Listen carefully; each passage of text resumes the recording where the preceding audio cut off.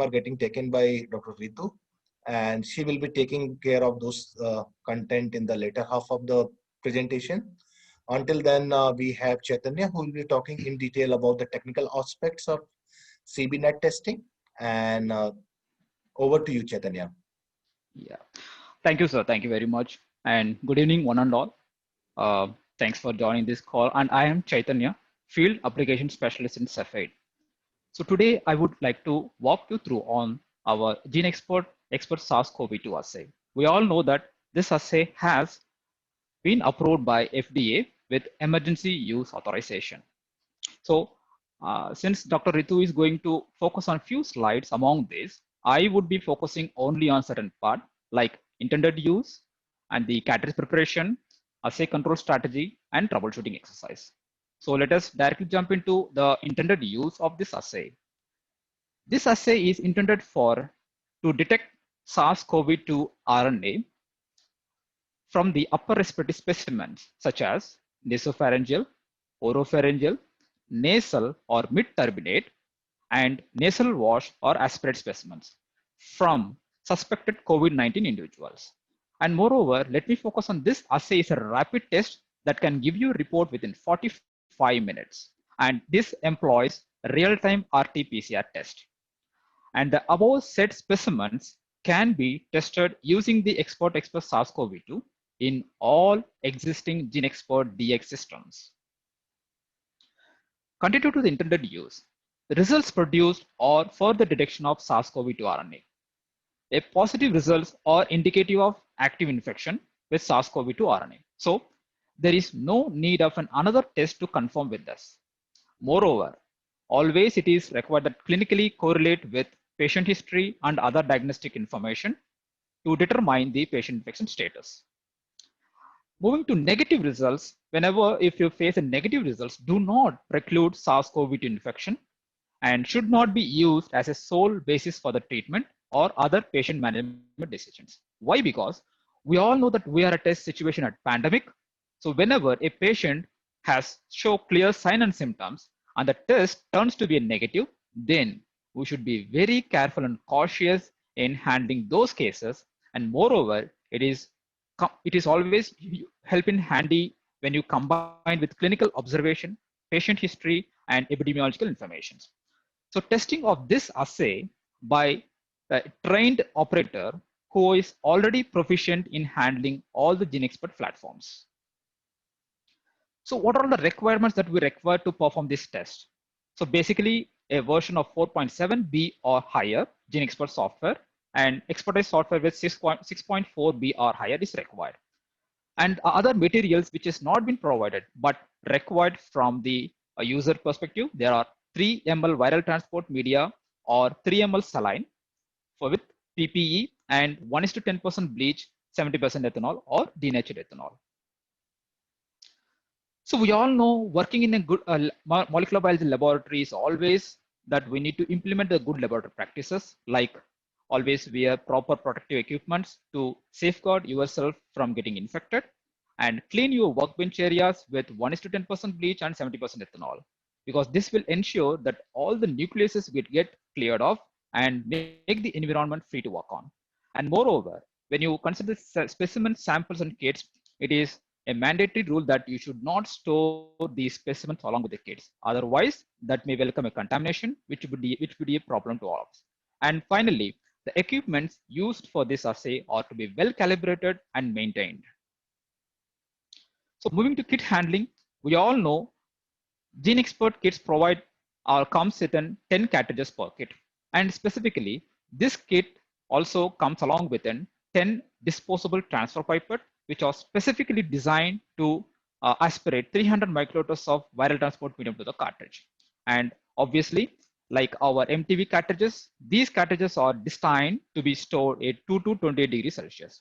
Moreover, while performing these assays, it is always necessary to follow institution safety procedures while working with harsh chemicals and handling potential infectious samples. So Cepheid has validated few viral transport medium, although it has not been validated few other devices. So use the viral transport medium which is being validated by Cepheid. And most importantly, always open or handle single cartridge while performing as a single sample. And finally, you should start the test whenever, once you transfer the viral transport medium to the cartridge, within 30 minutes, the cartridge has to be loaded into the GeneXpert instrument and start the test. So moving to warnings and precautions, these warnings and precautions resembles or equal to with all other cartridges that we Cepheid hold. So to brief on one single point, whenever if you feel that the cartridges are damaged or if you feel the cartridges are not aligned properly, do not use a cartridge. Rather, use a fresh and well-aligned cartridge. So continue to the warnings and precautions. We should always remember all biological specimens, transfer devices, and used cartridges that come into contact with potential infectious agents or considered to be transmitting infectious agents. So these things has to be discarded according to our local government guidelines. If you do not have one, you can definitely refer to WHO medical waste handling and disposable guidelines, which can guide you how to dispose these accessories as well as the cartridges. There are few limitations, either it be a biochemistry assay or a immunoassay or a PCR assay. Everything has its own limitations. So few limitations with our assays. Our GeneXpert SARS-CoV-2 assay has established its performance only with nasopharyngeal swab and nasal wash or aspirate specimens. Although we advise to use or we accept other specimens like oropharyngeal, nasal swabs, and mid-terminate swabs, but the performance of these specimens has not been established. And a false negative results may occur if a specimen is improperly collected, transported, or handled. And moreover, a false negative results may also occur if inadequate number of organisms are present in the specimen. And we all know any molecular test, whichever we couldn't predict the nature. When there is a novel mutation gaining in a viral RNA, so definitely the primer and the probe target regions may not, or the assay may not perform as expected. And finally, this assay cannot detect other bacterial or viral pathogens that could be co-infected with SARS-CoV-2 assay. So moving to specimen collection and transport, I think Dr. Ritu would be covering these slides. However, it is a mandatory to use only 3 ml viral transport medium or 3 ml saline. And if you are curious enough to know how to collect, handle, and test clinical specimens, you can right away refer to the CDC site and get these interim guidelines for your reference.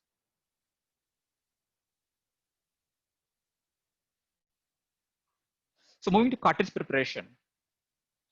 This to brief you on how to handle the cartridge. The topmost picture is the way that you need to handle the cartridge. And the bottom pictures depicts that you should not handle the cartridge in this way. It is a very simple procedure and it takes not more than 2 minutes. So once you intend to perform the test, take the necessary cartridges and rapidly invert the VTM tube for 5 times. Post that, open the cartridge lid, transfer with the dedicated transfer pipette, aspirate 300 microliters of viral transport medium and transfer to the cartridge. Once it is done, close the cap and load the cartridge instrument, start the test and walk away. So I don't want to cover this, as you know, it is very simple. It's like, there is no different procedure and it would be resembles the procedure which you perform usually with MTV assays. So I may skip this. And we all know even this assay is of cartridge format, which we Cepheid call these cartridges are ROBAL cartridge. ROBAL stands for reagent onboard automated line. So the necessary reagents, I mean the extraction reagents to extract the nucleic acid as well as the PCR reagents are all on board. Only you do just transfer the required amount of sample and load the cartridge. So moving to quality controls, like our MTV cartridges, even these hold 2 specific controls like sample processing control and probe check control. What actually this probe check control does? Although this control has no direct involvement in the assay, but it has a role to define.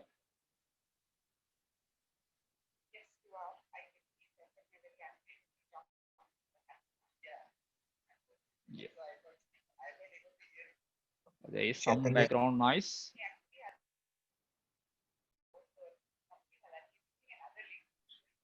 let me check. There is a background noise.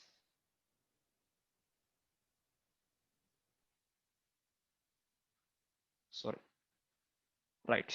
It has gone. So. Sorry. Yes, it's better now. It's Yeah, better yeah, now. yeah. So probe check control. So before the PCR step, fluorescent signal is measured on all probes and compared with default factory settings to monitor. So the necessary factors like reagent rehydration, probe integrity, PCR tube filling, and dye stability. These are all the factors where the probe check control will check. If any of these parameters getting failed, then definitely you would end up with an assay getting errors. And the second, which is called sample processing control. The purpose of the sample processing control is to verify the sample being adequately processed and verifies lysis and detect PCR inhibition, and definitely should be positive in a negative sample, can be positive or negative in a positive sample. This, I think this part would be covered by Dr. Ritu. She would explain what is this positive and negative in a positive sample and negative samples. So to brief on, there are other commercially available controls which are available. If customer intend to perform controls before they actually test on patient samples, they can always approach us. We can help them to procure these controls. Then I can skip this result interpretation where Dr. Ritu is going to cover. Yeah, finally on troubleshooting exercises. There are factors that negatively affect results, such as improper specimen collection. So the performance of this assay with other specimen types or samples has not been evaluated. So to brief on, just remember that only specimen that has been validated or established the performance is on nasopharyngeal swab or nasal wash. The other specimens like oropharyngeal swab, nasal swab, or mid-terminate swabs has not been evaluated or has not been not been established with the Cepheid parameters. Second, inadequate number of organisms are present in the specimen. So to do BFON, Cepheid's limit of detection is considered as 250 copies per ml. If the specimen contains less than that, there could be a chance or there could probably a chance of sample getting missed and report as false negative results. The third, improper transport or storage of collected specimens. Why we are so concerned about the transport and storage? Because we know this is an RNA based virus which would be easily degraded or prone to degradation to the open environment. If the virus is not being stored properly, it would definitely deteriorate. For that reason, we advise to handle or transport or store in proper conditions. And finally, improper testing procedures. Do not ever do any modification to the procedures. If you intend to do so, then it would lead to erroneous results. For example, let me tell you give you an example. There is recently that the certain government, state governments has recommended GeneXpert to perform pooling testing.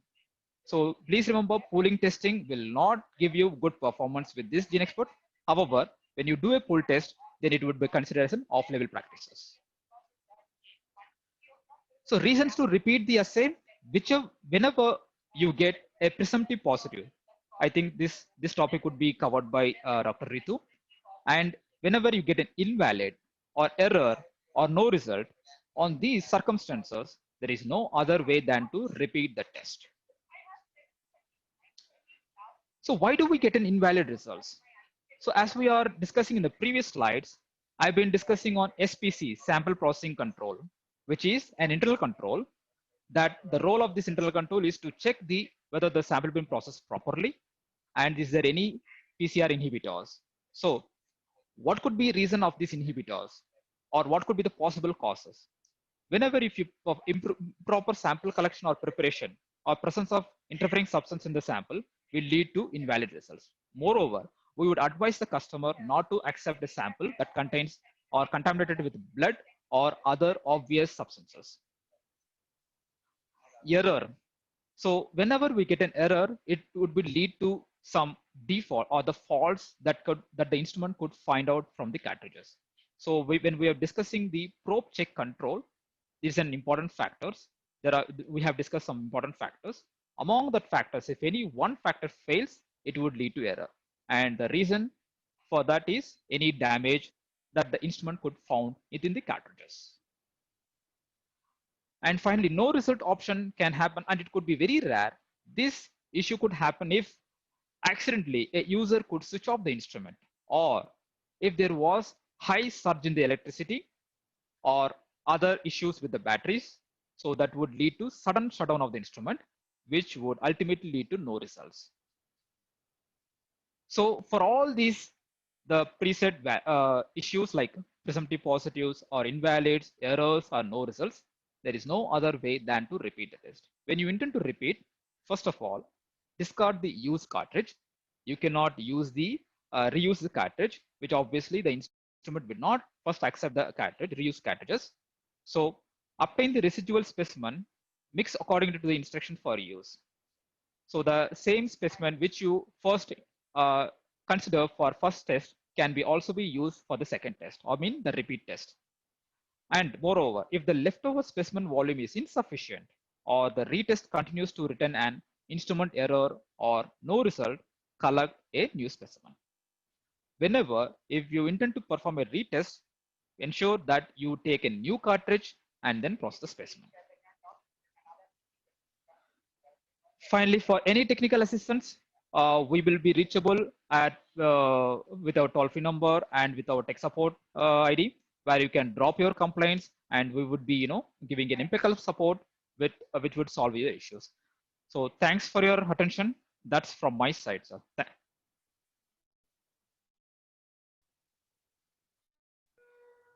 Thank you, Chaitanya. That was a very Yeah. detailed session, giving the deep technical insight about that system, and Yeah. also some of the key considerations like how you can, avoid the carryover contamination or Yes. crossover contamination.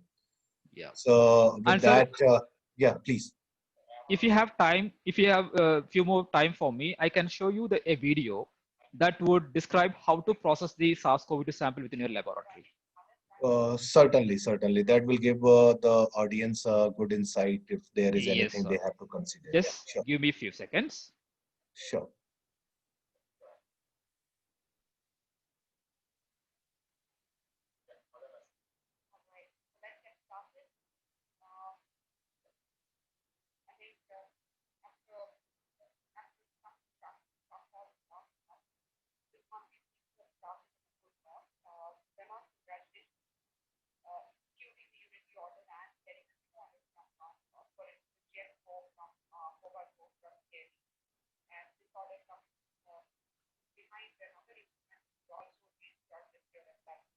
So there is also a background Yes, from sir. Just I don't someone. know, Yes, something is getting my just hold on. yes.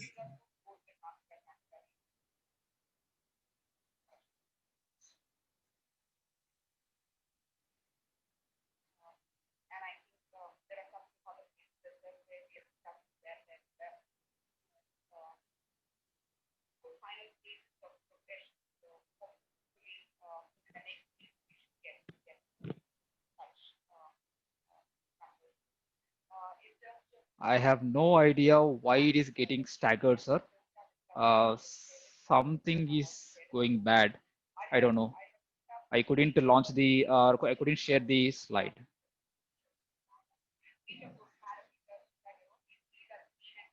Okay, sure. So meanwhile, probably you can work in the background and we can check with Yes, Dr. sir. Ritu if she can start. Yes, sir. Please, Good evening, please Dr. proceed, sir. Yes. Ritu. Are you back? Very much back. Yes, Can you yes. hear Good to me? see you Can you again. see Yeah. me? So I think Certainly, with we all can the see. technology, a lot of these small glitches are, always there. Certainly. Yeah, it's okay. So Dr. Ritu will be presenting on her hands-on experience, which she is very well versed with on COVID-19 testing. And over to Dr. Ritu.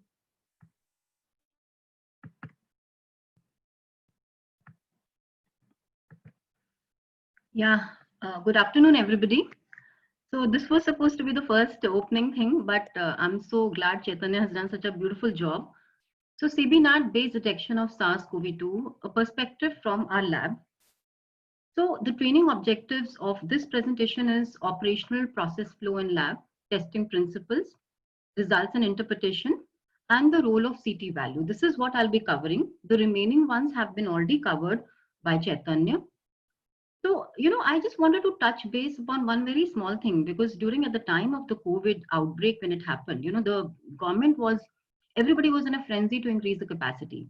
And luckily for, the TB network already has a network here under Central TB Division, where you have a national reference lab, which are 6 in number. Ours is one of them, IRLs, TB centers and all. So at this level, NRLs and IRLs, what is required in order to do this CB-NAT testing or COVID testing? You require one or more microbiologists. They may be teaching faculty, specialists, scientists, or NRL, IRL microbiologists. They may be technicians and MTS from the institutes, from the hospitals, teaching colleges, or also from the NRLs, IRLs. You basically require a biosafety cabinet class 2. That's a minimum requirement you do for biosafety concerns. Biomedical waste disposal policy should be in place. And obviously the function machine, that is the basic things. And basically these labs met with this. So in our lab, we are getting the samples from various districts, which are collecting the samples in the mobile vans and all. And then they're transferring to the lab, in our lab, so in viral transport medium. I'm just touching upon the viral transport medium. This is an important thing here. Why it is required? Because we are mostly collecting the swabs, and these swabs should not be dried. So dried swab will not give you anything. Therefore, it is important to put the swab inside this thing. Secondly, also for viral isolation, both for if you want to do culture and PCR testing, this is required. This also has antibiotics and antifungals to prevent the bacterial and fungal growth. It is mostly available commercially, but it can be prepared in-house. There is a composite formula for it. And if it is contaminated, looking cloudy, then we don't do it. So coming on to this, so obviously when we are getting the samples from various districts and all, or this thing, what becomes most important is how the sample is being received and whether it's received properly or not. Because as a lab, it is our duty to then not process the sample which is not being received in a proper condition. So one thing which I like to touch upon is that swab cannot be used the cotton swab or the calcium alginate swab. It has to be a Dacron or polyester swab, and the transport has to be happening in the 4 degrees or cold chain. And as is also mentioned in the CIFIT thing, up to 8 hours, you can store it in the room temperature. Room temperatures, and normally the labs with ACs and all is somewhere between, plus 15 to plus 30 degrees. It is there. It can be stored there. It can be kept there. And up to 7 days. If it is beyond 8 hours, if it is beyond 1 day, it is kept up to 7 days. And obviously in our lab, we are trying to process the sample on the very same day.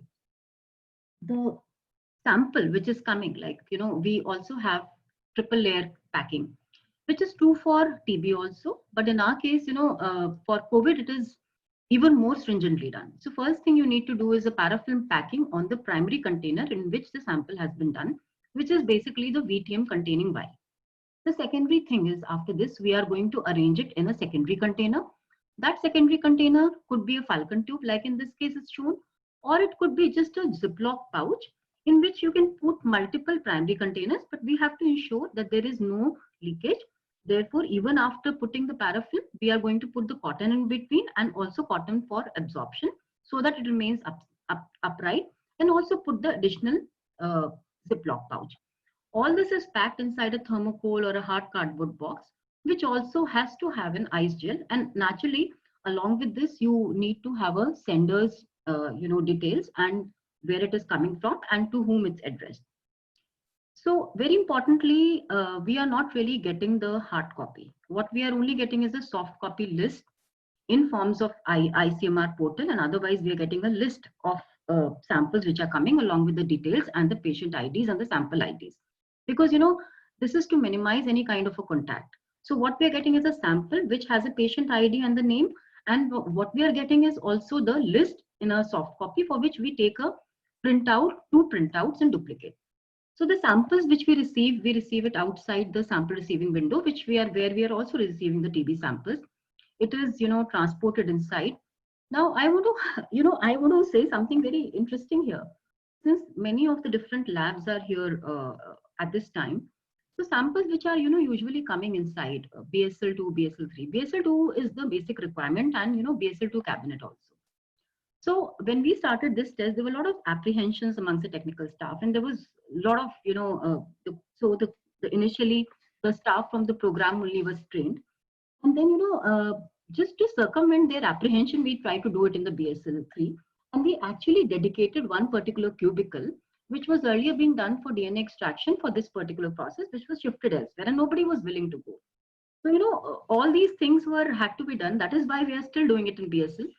And there was a lot of other kind of apprehensions also. So initially, like, it was like, why only one kind of a staff? So now, luckily, we've been able to mobilize through repeated cajoling, scolding, sort of really requesting, making duty rosters and everything. So eventually, why we almost have all the staff putting, except for ones who are a little bit of more age. So we've kept them out. So these are small things. And then, we also thought that maybe we just dedicate 2 people for this work, and we didn't come around to having those 2 people who felt that, why they are, ones ki hamare ko to hum to mar jayenge types, that kind of a thing.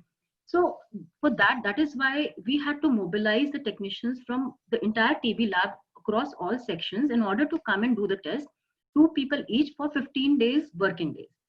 So in any case, if there's any delay, we have thought of a fridge in which we keep the box, but usually it doesn't happen. So the staff who goes inside, so from pass box, we're keeping the box. He or she wears a double mask besides the hazmat suit, double shoe cover, double hair cover. Now, why is that? Because at the end of the processing, the person removes one mask, shoe cover, and hair cover, and is also removing the hazmat suit and putting inside the bin, so that he's still protected to some extent.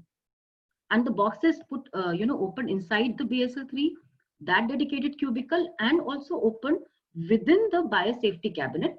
And all the packaging is removed and it is put inside the dustbin, which is like your red bag. And all the remaining time when the sample is being processed, which Chaitanya have told how to process a sample, all these, your pasture pipettes, your vials or remaining sample or any other thing, which is there, is put inside a container, which is basically nothing else but the same, this cardboard box, which has it has the bag, which is polythene bag, and it is put inside that, which contains the hypochlorite, and it is stored inside. So this is the kind of things which was done in order to do. The 2 lists which were taken out, one goes inside, and that list also the technician sits, because the person has to match the patient ID with the sample ID, which is written on the sample and which is very, very important. Now, then there's another person who's waiting outside. That person has labeled the cartridges which have been inoculated, as already been discussed. So he takes the cartridges in the leak-proof box in a tray, and this has to be loaded within 30 minutes within the machine.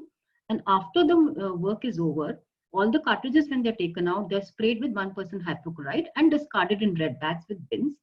Results are entered in Excel sheet or taken out from expert, and they have to be reported in ICMR portal, something which is happening in all sites doing this test across the country. So this is just to show the tray that we had, and this is how the cartridge box looks inside when it goes inside. Now, I just want to make a comment on this box. This was, we were looking for a closed box, and this is a box in which we were keeping the mycology tube, because we happen to be not just a TB lab, we are also complete department. So, we thought that, okay, let's clean this box and use it. And this is just perfect size, and where we are able to put all the cartridges inside and put it here, and that is how it goes out, so that there is no chances of spillage. And the person who's outside the BSL is not wearing a hazmat suit, because he's only carrying and putting it in the machine. Similarly, there is a dedicated COVID bin also. And as you can see, the marks on this bin, this has come because of the fact that, it has got the cleaning by hypochlorite routinely, which is causing some kind of marks. Before I talk about how the results and the clinical interpretation comes, I just want to share something about RT-PCR. Now, RT-PCR is a name which I think everybody in the country might be knowing what is the meaning of what is RT-PCR, but what exactly it is. Is it reverse transcriptase PCR? Is it real-time PCR? We would say it's both. Actually, it's a term, RT-PCR has been used interchangeably. So basically, what is this? Why it is reverse transcriptase? Because COVID is an RNA virus like is HIV. So first you need to convert it to DNA. Only then you will be able to amplify. So from that capacity is RT-PCR, reverse transcriptase PCR. What is the meaning of real-time PCR? Real-time PCR means that you are doing a test and simultaneously you are also getting fluorescence and you're also getting the result or the graph at the same time. So it is a real-time output. That is the meaning of real-time PCR. So both of these terms are equally important. I'll be touching this again during the CT value part. So this is the usual conventional. There's nothing conventional. It's not like a same PCR, but RT-PCR machine. It is usually done in the, a different kind of an RT-PCR machine. And as you can see, this ICMR has till date 255 RT-PCR kits. Now, these RT-PCR kits may be completely manual, they may be semi-automated, they may be automated. And amongst this, the CIFID is one of those which is automated one. And as I've already mentioned, that since there was existing capacity and a network existing in the TB, which already had the CBNAT machines, it has been extrapolated conveniently here. So this CIFID is nothing else. This is also an RT-PCR, this is also real-time PCR, but it is automated. So that is the only difference. Test duration is lesser than that of TB. It's about 30, right? And the genes, it detects 2 genes, E and N2, which is a very important thing, because that helps you to both tell you presumptive positive as well as a confirmatory. Before I go on to the interpretation of the result, I have to touch upon the role of the various proteins. So we have the nucleoprotein here and we have the envelope protein. We have other proteins also. In this particular test, envelope protein is important and the nucleoprotein, which is the protein attached, antigen attached to the, basically the RNA, is important. And this is the linear length profile where you can see the E gene here and the N gene, right? So these are the ones which are coding for this protein. This is basically the virus is something which looks like this. Now, why is it important? Because E gene, E protein is more generic. It is also present in the SARS virus. So this was earlier a SARS virus, about 80% homology. Nucleoprotein is the one which is more specific for SARS-CoV-2. So coming on to the first thing when we are saying that SARS-CoV-2 positive, first result. So when we are saying SARS-CoV-2 positive, this means that N2 gene has to be positive. E2 gene may not be positive or detected. And what does that mean? What is the meaning of detected? This means that you have a CT value range here, which is within the valid range and above the minimum setting. So, a minimum setting has been done. So in all the real-time PCRs, what is done is that there is a fluorescence on the left side. So whenever a PCR reaction is taking place, simultaneously, there is a production of fluorescence. Now this fluorescence which is being produced, when it crosses a certain level, which is called as a threshold level, that level it starts getting detected, and that is the one which is shown. So it has to be above that level. SPC is ignored because like in the TB CBNAT and all the other CBNATs, if a particular test is positive, even if SPC is negative, it is okay because that means sample in any case has been processed properly. And naturally, unless and until the probe check, that is the basic control that already Chaitanya has discussed, has been passing, you cannot proceed further. So that's the SARS-CoV positive, and that's how it looks on the screen. Coming to the next one, the SARS-CoV presumptive positive. Now that is the one which is different, where you're saying that SARS-CoV-2 may be present, because in this case, the N2 gene, like if you see the previous one here, both N2 gene and E gene are positive, but even if E gene was negative, N2 is positive, that is the most important.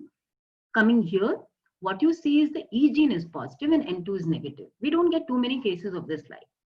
We should ideally repeat the samples, and if it's presumptive positive again, then we need to do confirmatory test done. Maybe we can send some kind of a reference lab and all. We have an licensing happening with ILBS lab also and with AIIMS virology also. So one can send the sample which is closest referral lab to your place. And actually this is the lab also from where the ILBS, from where we got the control samples also, in order to start the initial startup where we got the positive and negative controls as a preliminary workup. So here also the E gene will be above the CT range and within the valid range. SPC ignored and probe check is passed. Coming to the negative one, now here as you can clearly see here, both E and N2 are negative, but here SPC has to be present because this is a negative result. So unless and until the SPC is not present, how will you know whether the sample was processed properly or not? So SPC has to be passed in this case, and it has to have a certain value which is above the cutoff, and the probe check has to be passed. So these are the three basic results that we get. Now, regarding the result and interpretation, one liner I want to talk about the early assay function, which is for this particular test only, which CIFID has introduced, in which in order to speed up the time. So in some cases, the viral load is very high. That means the CT is very low. That means at an earlier point of time, you will be able to see the fluorescence. In those cases, the SARS-CoV-2 titers are so high, so the amplification at a particular time, the EAT function means the assay will be terminated earlier because one will be able to see the result, right? Now, the interpretation, one more thing I want to talk about is that this RNA virus, although it causes pneumonia, it is detectable in upper respiratory specimens during the acute phase of infection, which is very, very important finding, which is why your MP swab and the oral pharyngeal swab is very useful here. Secondly, positive result implies that SARS-CoV is detected, it is seen, but does not necessarily mean that the person is only having all the symptoms because of SARS-CoV-2. This is a very important thing. You as labs will be reporting SARS-CoV-2 detected, right? Presumptive or positive. But clinical correlation is important because person could be also having symptoms because of coexisting some other viral infection, some other bacterial infection, because this COVID is actually something which is having symptoms very similar to other diseases as well. So clinical correlation is very, very important. And the negative results do not exclude the SARS-CoV-2, because even if it is negative, it's a known fact that some patients of sample collection and all is okay, they'll be negative. At this point, I want to also tell and congratulate the lab, because luckily for us, in spite of all the apprehensions that we've had till date, we've almost like 10 to 11 technicians have been posted doing this. And till date, touchwood, we haven't had any person who has suffered from COVID. In fact, some people who have been outside, who have not been doing this particular COVID bench work daily, so some of them actually may have been infected, and they have been also infected from outside. So whatever, when I'm just talking about this results and interpretation and apprehension which goes for the technicians and all, so that itself is a huge consolation for us.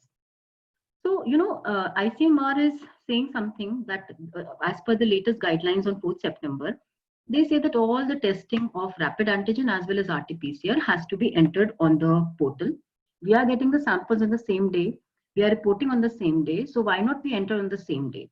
So this is the patient details and the epidemiological details and the underlying medical condition, which is very well available, which is very much available. It is sent to us, by ICMR itself and to all the other labs who are in the network, TB or non-TB, any other lab network. It's a common platform. So on this portal, the entry is done daily, where you are putting the date and time, where you're putting the E gene or the N gene, whatever is coming, like, depending on the CIFID test, like you have N2 gene for CIFID, what is the result, whether it's negative, positive, presumptive positive, and the CT values here. As you can see, this particular portal available also on the ICMR side is pretty generic. This means that it is also applicable for other viruses also. And this is how the centrally ICMR and other people are monitoring the epidemiology, which you keep on hearing the stats and the data all across it, that many cases in Delhi, that many cases in this lab. So very important. So before I will summarize the PPT, I did want to touch upon the CT value just on an academic interest, because this is what everybody wants to know. So this is a cycle of amplification that fluorescence crosses the threshold to positive. So this is the fluorescence on the left side. So like, for example, in this particular diagram, at the cycle number of 19, if you see the threshold, which is the level at which the fluorescence will be detected by the machine, be it any kind of RT-PCR format, be it automated like CIFID or any other for that matter, will be detecting. CT19 is very variable. It is not constant. This is just an example, right? And this correlates with viral load. So if the viral load is high, CT value will be lesser. And if the, so lower CT value means the person has more viral load and vice versa. So as already mentioned, in real time, you can see the picture and you can see the CT values. Now, this is not much of the work has been done as to which test has how much CT value, which CT value is going to be definitely a cutoff, because there is a lot of variations. If you can see this particular slide, which has been basically taken from the Yale University, it's from USA, Yale Hospital. It's a very, very prestigious hospital of USA who've been working in sync with CDC and even WHO also. So as you can see, depending on the platform, whether it's GeneXpert, whether it's Luminex series, anything for that matter, there is some variation in the cycles. It also depends from different labs. The same test in different lab from the same sample at the same time may also be differing. And also the viral targets, if you can see the different targets here, it may be N2 gene, ORF gene, E gene, there is some variation. So one cannot say really for any technology that this value is sure shot, is the value at which you can say that, okay, fine, now this is very, very high positive, but one can definitely have some kind of an approximation. This means internal quality assessment tool. It can be used like that, because if you're going to repeat the test, you're going to have some kind of clarity again. Clinicians can see, okay, you get a test done right now, CT value is, let us say, less, and then eventually the CT value is going to decrease, or it is increasing. So that will help the person or epidemiologist or clinicians to understand the progression. And the CT value, why they're entering also, just to understand the epidemiological pattern as to how is the general preference. But patients can be positive for COVID even up to 5 weeks, and even up to latest report to 6 to 7 weeks also, because some amount of non-viral virus remains, and also because of very, very, very low transmission potential. Since the CT values can vary between different labs, just saying that, okay, CT values, everything is misleading. If any CT value is more than 40, the significance does become a bit doubtful. However, the same laboratory from Yale have come up to some kind of giving an idea, and they're proposing this. This has not been done, but they've proposed this, that people labs for the test where the CT value is coming more than 30. In order to assess interpretation, it should be interpreted like this: low positive 30 to 34.9, and 35 to 39.9 is very low positive. So what is the meaning of low positive and very low positive? This can imply that either it is very early, that person is just getting infection, or very late, or maybe the sample has not been collected properly, that virus has come lesser, or the disease is not been in the upper, it is only confined to lower, which is why the virus, when we are taking OP swab or NP swab, it has not been it's not catching the enough amount of viruses. And second thing they also are mentioning is borderline positive, which is if the CT is more than 40 to 44.9, which is because of the fact that maybe the person had a very late infection, past infection. And obviously you have to see the significance with the pinch of salt, but clinically speaking, if the patient is having high CT, if the patient has had a contact with the COVID positive person, is having signs and symptoms and is clinically positive, clinicians do consider, and that is where the clinical call is. So in expert also the CT value can go, it's a fairly sensitive test, can go very high, you can see 32, 44.9. And they have proposed maybe up to 45 CT value has been detected in an expert. So just to summarize the take-home messages, CBNAT COVID testing can be easily merged in existing TB workflow with least exposure to samples, but yes, a lot of resistance. It is easy to merge, but no doubt it has mobilized, it has affected the existing workflow, because the same people, manpower and resources have been mobilized, there is no doubt about it.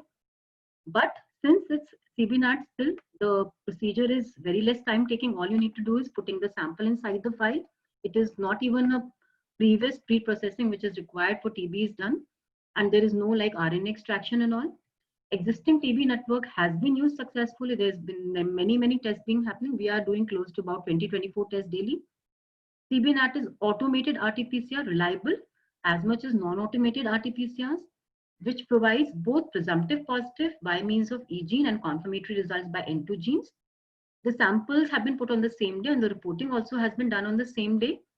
The daily reporting has been possible as it's fast track and paperless, and it's mandatory also. CT value is useful, but needs to be reported with caution as it can vary between various technologies and laboratories. Thank you. I just one slide. That's my last slide. This is our lab, and this is our, I'm deeply grateful to HOD and all the colleagues of our lab and all the staff and technicians. And thank you so much to FIND for giving this opportunity. So I think the floor is open for question answers. Thank you, Dr. Ritu, and thank you, Chaitanya, for taking us through all the details. And Dr. Ritu, it was great to, so some very good clarification on, different molecular tests and how close, convergent and divergent they are when we talk about RT-PCR and real-time PCR or reverse transcriptase PCR. And given we might have RNA viruses and DNA viruses, so it was important to put a light on that. Of course, touching on biosafety and talking about multiple kits and how the CT value can vary. I mean, different kits, same kit, and I mean, when I was going through the questions, I see that most of the questions are coming about CT value, and definitely it is open to you as well as Chaitanya, as and when Chaitanya want to pitch in. So first thing is like a question came like when we are talking about stoichiometry of the gene, so both E gene and N gene are there, and sometimes E is positive, N is not positive. Given the viral content may be similar, I mean, how we can look into it? Is it like a difficulty in amplification of a particular region? Because of that, one gene is coming positive, other is not coming positive, or is it like anything else? So I would take that question. So E gene is, E gene is basically, it's more of a generic gene. Yes, there is a possibility that because of amplification, it's a possibility. And we must also understand that both the genes, although they are supposed to be expressed, they may not be expressed to the same extent in a particular virus all the time. And still not enough is known about this particular pattern, and the research is going on. So therefore, since the N gene is confirmatory, the presence of that gene is very much considered as positive. Okay, sure. So should I start reading the questions? Yeah, I mean, you can. Otherwise, I have compiled it, and Okay. probably I Okay. can put Go you ahead. and I can put Chaitanya as well. Chaitanya, what are the most common reasons for getting invalid results, so that people have a very concentrated view, and they can follow it up as and when they are going back to the lab. Yeah, right. So basically, sir, invalid samples, like, if there is sample inhibitors in terms of, like, sometimes the blood might get contaminated with the sample. We all know that blood, when get lysed, it releases more amount of hemoglobin. And we all know in molecular biology, there's a term that iteration means hemoglobin it will impact the enzyme, RT enzyme. So your PCR could get inhibited if there is a blood contamination. And moreover, not only blood, sometimes the patient, to relieve from the congestion, they would use some inhalers or some ointments into the nose or some area. So when you do a swabbing, when that being collected along with the swab, and that would pose a potent inhibitor in the PCR reaction. So these are all the certain circumstances where during the collection, or the technician who is going to collect, or the clinician who is going to collect, before collecting, if you consider concerned, means have you taken any food particles or any congestant material that you use, kind of questions if you could raise, and if you could clear off that, the mostly the the invalids could be avoided. That's very thoughtful, because that's an entirely different gamut. Nobody ever, I mean, people generally Yes. don't think of like they have put in something, And, I mean, some in the mouth. and Yeah. moreover, sir, Dr. Ritu had pointed out the quality of the sample. Most Yes. importantly, here the quality speaks. When you don't have a quality of sample, then it would reflect in the failure or bad results. So taking some time and taking time to collect a good sample, that would benefit for the clinician as well as the patient. Okay, that's good. And I mean, that might be a region when we are having, I mean, CT values in the range of 40, 41, 42, 43 when sample is Yes. That's right. That's right, Prashant. And actually, one person has also asked, suppose the value is 44. So I think I've already mentioned that. If what do we do? So we do report it as is, but because all the epidemiological data and the clinical data is also entered, so then at the same time it has to be a call which has to be taken by the clinician. So if the patient is symptomatic with a history of contact, even if the CT value, let us say, because time of collection is also very important. Maybe just person is beginning to have a disease, is totally at the end. There's so many other things. We still are sitting in cities. We will get our test done at the right time, but people otherwise may not. So it has to be seen in totality. Yeah, certainly. Another thing is more like operational, which is both as a biosafety perspective as well as technical perspective needed to be considered. And the question has come like, do we need -80 So one is definitely for towards the reagent and other is towards the storage of RNA. So I will say both of you can answer in a as per the instrument need, the need of the -80 as well as per the sample need, and probably we have to store it for a long time. So Yeah, so -80 is the one which is actually the best one, but in case it is not there, -80. So you can store it -20, but RNA for RNA -20 definitely is -80 is definitely better.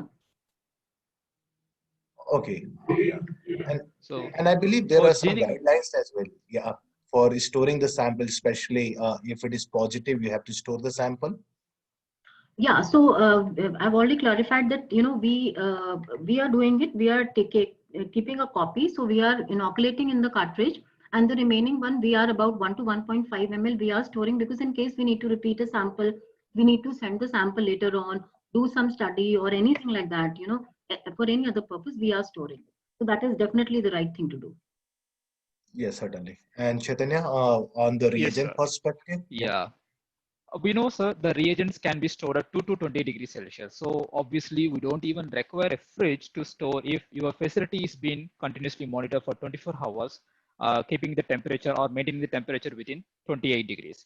And moreover, when a sample is concerned, I think I have covered a slide that the samples can be stored at 15 to 35 degrees Celsius up to 8 hours.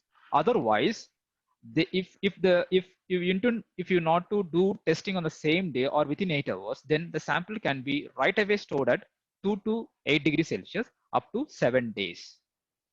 So the viral transport medium can be stored at 2 to 8 degrees Celsius for 7 days.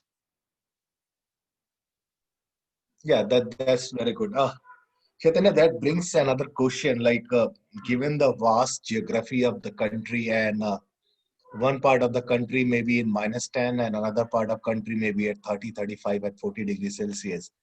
And generally, we talk about room temperature. So, what is your experience considering all the variations you might be having?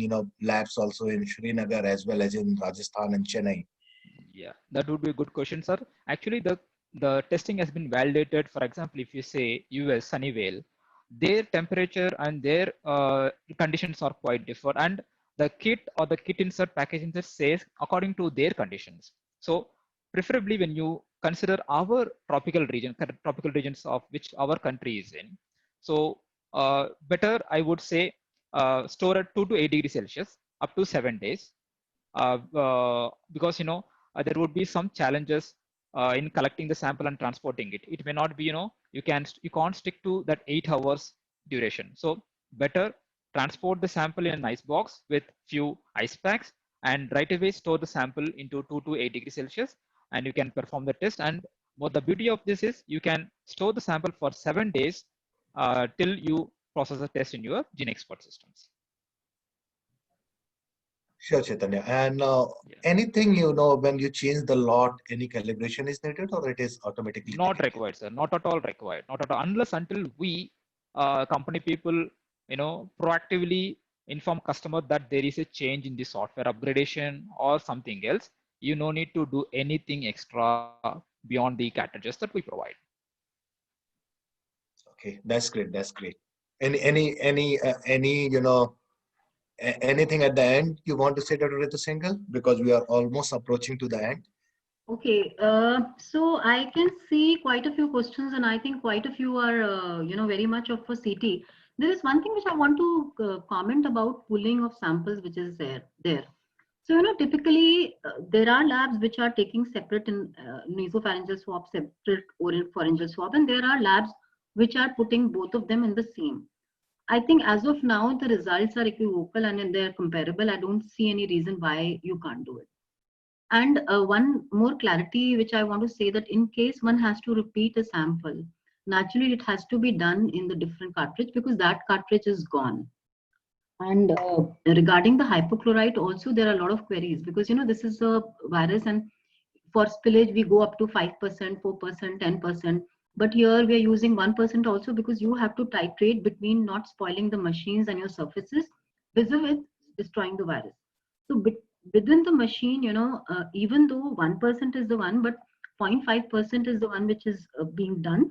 after taking out the cartridge, so that it is not affecting the machine. So, this is, I'm just trying to sort of answer the questions which is coming in between. And regarding the external controls, that's a very, very good question. So external controls are available from various manufacturers like from COVID, from CIFID as well. But having said that, you can also take a known positives from a lab, which is a referral lab. Like we have picked up the positive controls from our referral lab, which was IBS, or then AIMS or other labs and all, which are saying that okay, it's a positive. It's just like the sample needs to have a traceability to a positive and a negative. It should be a certified positive and a negative.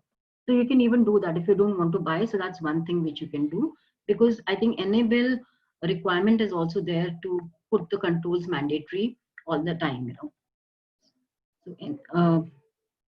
So I think we've pretty much covered all the questions also.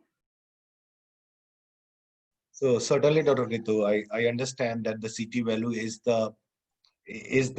there are many more questions on the CT value, and yeah, what we see is like to clarify it better, all the tests are basically qualitative tests, not the quantitative tests. yes, So the problems are there in the borderline. We are also learning, and luckily it is not quantitative. So generally people can rely on all the results what they are getting for as per whatever the details we have given.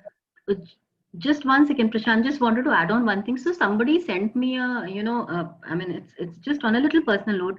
So I'm also a recuperating COVID patient myself. Just on a lighter note. So another of my friends suffered, and she sent me a report saying, "Oh God, this is the CT value. Did you get your CT value done? What did you do?" I said I did not bother too much on it. I only bothered on the signs and symptoms, which is the clinical part, which is monitoring the oxygen. So CT value, as I've already pointed in the presentation, it is important in its own way. It also guides clinicians to some extent, epidemiologists, understanding and all, but that is not the only criteria to guide the treatment. So, that's what I'm saying. There is a lot of misnomers about CT value. It is important for us to understand, because we lab people also have to train the clinicians with us for this. But that's not the absolute criteria. It helps us to guide, but not the only one. You can have people with low CT, that means high viral loads, who are showing minimal symptoms. You can have people with high CT values with viral, which means the viral load is less, but showing symptoms, more symptoms. So all those things are happening. Sure, certainly. So with that, we have come to the end of the session, and it was indeed a great question and answer session, enriching our experience. We take this opportunity to thank Dr. Ritu and Mr. Chaitanya for the session. Excellently coordinated session between two of you, covering multiple topics related to CVNet testing. We also thank all the participants for engaging and asking the question and answers, and we hope that today's session will add value to their day-to-day working. We shall also keep you updated on our upcoming webinars, which might be covering additional technologies such as TrueNet system, and shall share the information soon. Until then, please be healthy and be safe. Wish you all the very best and a very happy weekend to all of you. Thank you very much. Thanks a lot. Thank you, sir. Thank you. Thank you. Thank you.